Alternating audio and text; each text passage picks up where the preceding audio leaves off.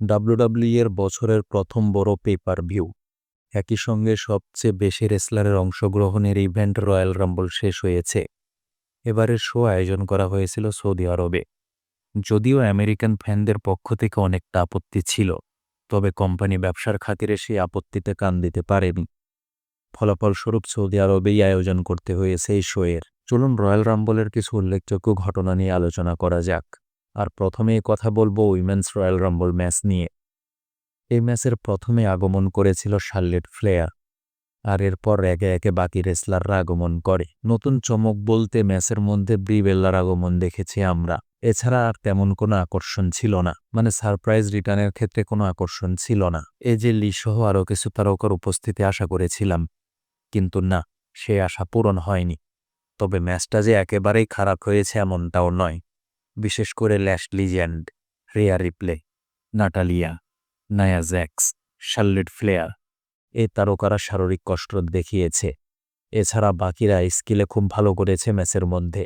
এক কথায় উইমেন্স ডিভিশনের ম্যাচগুলো যে রকম হয় তার চেয়ে কিছুটা ভিন্ন ছিল। একই সঙ্গে স্কিল ভার্সেস স্ট্রেংথের মধ্যে ম্যাচ হয়েছে এটা। শেষে টিকে ছিল ৩ জন, সোলো রিকো, রিয়া রিপ্লে এবং লিপ মর্গান। লড়াই হয়েছে মূলত ২ জনের মধ্যে, মানে সোলো এবং শার্লেট ফ্লেয়ারের মধ্যে। দুজনে লড়াই করতে করতে এক পর্যায়ে সোলো রিকোকে এলিমিনেট করে শার্লেট ফ্লেয়ার, আর এই সুযোগই কাজে লাগায় লিভ মর্গান, মানে এই সুযোগেই তাকে এলিমিনেট করে দেয় লিভ মর্গান। ফলাফলস্বরূপ প্রথমবারের মতো রয়্যাল রাম্বল বিজয়ী হয় লিভ মর্গান। এখানে অবশ্য এটা লিভ মর্গানের জন্য খুব ভালো একটা সিদ্ধান্ত, কেননা বর্তমানে এই তারকা যে একটা অবস্থানে আছে তাতে রয়্যাল রাম্বল জিতলে সে আরও অনেক কিছুই করতে পারবে। এছাড়া জাজমেন্ট ডে যে স্টাবলটা আছে, এখানে চলাকালীন সময়টাই তার ক্যারিয়ারের সেরা সময়, আর এই সেরা সময়ের মধ্যে ডাব্লিউডাব্লিউই কিন্তু তার জন্য ভালো একটা সিদ্ধান্ত নিল। আর হ্যাঁ, ডাব্লিউডাব্লিউই যেভাবে স্ট্যাবলটাকে পরিচালিত করছে তাতে হতে পারে রেসেমিনিয়াতে নতুন চ্যাম্পিয়ন হিসেবে লিভ মর্গানকে দেখতে পারব। গুন্থার এবং এজে স্টাইলস মুখোমুখি হয়েছিল সিঙ্গেল ম্যাচে, যেখানে ম্যাচটা ছিল যদি এজে স্টাইলস হেরে যান তাহলে রিং অ্যাকশন থেকে তাকে দূরে সরে যেতে হবে। ম্যাচটা স্বাভাবিকভাবে শুরু হয়েছিল এবং দুজনে দারুণ পারফর্ম করেছে। ম্যাচটা যে খারাপ হবে এমনটা কিন্তু কারোর প্রত্যাশা ছিল না, কেননা দুজনেই টপ কার্ডের রেসলার আর দুজনেই পরীক্ষিত। দারুণ একটা ম্যাচ উপহার দিয়ে ম্যাচটা জিতেছে গুন্থার, আর হেরে যাওয়ার পরেও ফ্যানদের ব্যাপক পরিমাণে সাপোর্ট পেয়েছেন এজে স্টাইলস। এজে স্টাইলস প্রথমে তার গ্লাভস খুলে রেখেছিলেন, তবে পরবর্তীতে আবার তিনি এটা পরে নেন। যদিও ম্যাচটা তার ক্যারিয়ার এন্ডিংয়ের শর্তে আয়োজন করা হয়েছে, কিন্তু মনে হয় না এ তারকা এখনই অবসরে যাচ্ছে, আর সৌদি আরবে তিনি অবসর নেবেন এটা অবিশ্বাস্য। তবে হ্যাঁ, এটাকে পুঁজি করে নতুন গল্প তৈরি হতে পারে, মানে হিল হিসাবে সামনে আসতে পারেন এজে স্টাইলস, আর এদিকে নতুন ফেস হিসাবে আমরা দেখতে পারি গুন্থারকে। তবে বলে রাখা ভালো যে এই ম্যাচের ফলাফল নিয়ে কোনো কথা বলার জায়গা নেই, কেননা ম্যাচটা গুন্থারেরই জেতা প্রয়োজন, আর সে জিতেছে। এজে স্টাইল যদি এই ম্যাচটা জিতত তাহলে সেখানে গুন্থারকে বাড়ি করা হতো, কিন্তু গুন্থার হিল হিসাবে জেতার পরেও যে পরিমাণে বু পেয়েছে তাতে সে সফল। আর এদিকে এজে স্টাইলস যে পরিমাণে সাপোর্ট পেয়েছেন তাতে তিনিও সফল। ফলাফলস্বরূপ দুজনেই তাদের ক্যারেক্টারকে খুব ভালোভাবে সামনে আনতে পেরেছেন। আনডিসপিউটেড ডাব্লিউডাব্লিউই চ্যাম্পিয়নশিপ ম্যাচে মুখোমুখি হয়েছিল ড্রু ম্যাকিন্টায়ার এবং স্যামি জেইন। এই ম্যাচের গল্প ছিল লম্বা গল্প, আর দুজনের মধ্যে শত্রুতা অনেক দিনের, যে কারণে ম্যাচের শুরু থেকে দুজনের মধ্যে আক্রমণাত্মক মনোভাব দেখেছি আমরা। এখানে দুই তারকা দুই কোয়ালিটির, মানে একজন শারীরিকভাবে শক্তিশালী আর আরেকজন স্কিলফুল। ফলাফলস্বরূপ স্কিল বনাম স্ট্রেংথ এই দুইটার ভালো রকমের কম্বিনেশন দেখেছি। বলা যায় ম্যাচের মধ্যে সেমি জেইনের প্রধান লক্ষ্যই হলো ড্রু ম্যাকিন্টায়ারের শক্তিকে কাবু করা। যদিও খুব একটা সফল হয়েছে এমনটা বলবো না, তবে মোটামুটি ভালো রকমের আটকে রাখতে পেরেছিল তাকে।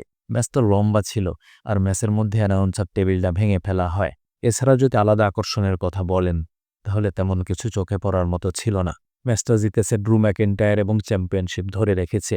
আসলে প্রশ্ন এখানে, এবং এটাই সমালোচনার পয়েন্ট, কেননা সেমি জেইনকে বছরে ২-১টা ম্যাচ সৌদি আরবে খেলানো হয়, আর সৌদি আরবে সেমি জেইনের ব্যাপক সাপোর্টার, যে কারণে আগের ম্যাচগুলো আমরা তাকেই জিততে দেখেছি। যদি এখানে তাকে চ্যাম্পিয়নশিপ ম্যাচ না দিয়ে অন্য কোনো ম্যাচে যুক্ত করা হতো আর সেই ম্যাচটা সে জিতত, তবে সেটাই সম্ভবত সঠিক সিদ্ধান্ত হতো। আর এটা করলে ড্রু ম্যাকিন্টায়ার নতুন একটা ম্যাচও পেত, আর আমরাও একটা ম্যাচ বেশি পেতাম। আর হ্যাঁ, একটা বিষয়, এবার কিন্তু সৌদি আরবের জন্য আলাদা কোনো স্পেশাল ম্যাচের ব্যবস্থা করা হয়নি।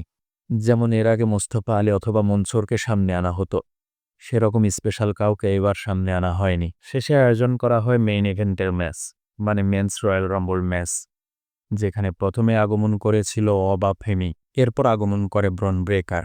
তবে ব্রন ব্রেকার রিংয়ে ওঠার আগেই তাকে আক্রমণ করে কালো পোশাকধারী মুখোশ পরা একজন। সে রিংয়ের নিচেই ব্রন ব্রেকারকে কাবু করে ফেলে।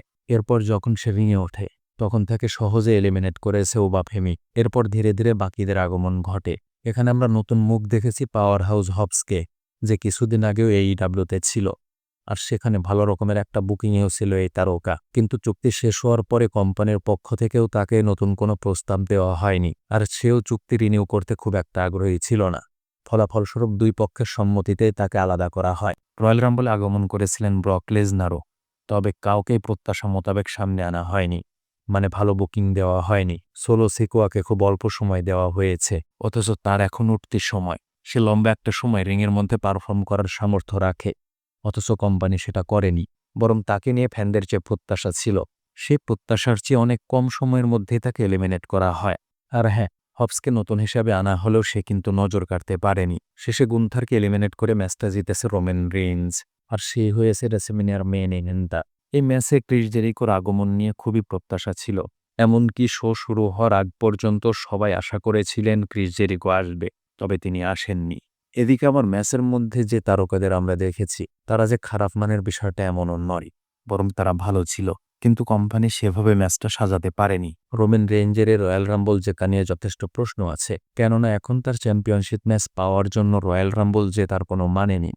বরং এখানে নতুন কাউকে প্রমোট করাই সবচেয়ে সঠিক সিদ্ধান্ত ছিল। আর সে যে কোনোভাবে এবং যে কোনো ওয়েতেই একটা চ্যাম্পিয়নশিপ ম্যাচ ডিজার্ভ করে। কিন্তু ফ্যানদের প্রত্যাশা মোটামুটি লম্বা একটা সময় তাকে চ্যাম্পিয়নশিপ থেকে বিরতি দেওয়া হোক, আর নতুনদের জন্য সুযোগ তৈরি করা হোক। যাই হোক, রোমান রেঞ্জের রয়্যাল রাম্বল জেতাটা সঠিক সিদ্ধান্ত ছিল না।